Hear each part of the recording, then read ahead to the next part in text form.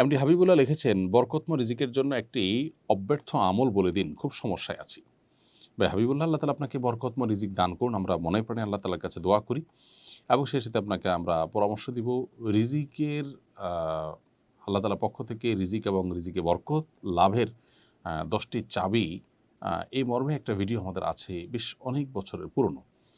এই বরকত লাভের 10টি চাবি নামক ভিডিওটি আপনি যদি দেখেন, আশা করা যায় সেখানে আপনি রিজিকের মধ্যে যেন বরকত লাভ হয়, কল্যাণ যেন হয়, আল্লাহ যেন রিজিক বাড়িয়ে দেন, তার জন্য অনেকগুলো উপায় উপকরণ বলা আছে।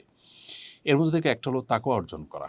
আল্লাহ তাআলা বলেছেন যে ওয়ালাউ আন্না আহলাল কুরআন আমানু ওয়াত্তাকাউ লাফাতাহনা আলাইহিম বারাকাতিম মিনাস সামা। কোনো জনপদের মানুষরা যদি তাকওয়া অবলম্বন করে, আল্লাহ ভীরুতা অবলম্বন করে, তাহলে সেক্ষেত্রে আল্লাহ বলেছেন আসমান থেকে তাদের জন্য বরকতের দুয়ারসমূহকে ওপেন করে দিবেন। ইস্তেগফার করলে আল্লাহ তাআলা রিজিক বাড়িয়ে দেন। আত্মীয়তার সাথে সম্পর্ক ভালো রাখলে আল্লাহ তাআলা রিজিক বাড়িয়ে দেন। রিজিক বাড়ানোর আরও যে সমস্ত আমলগুলো রয়েছে কোরআন হাদিসে, সেগুলো আমরা বেশি বেশি করার চেষ্টা করব। আল্লাহ তাআলা আমাদেরকে তৌফিক দান করুন।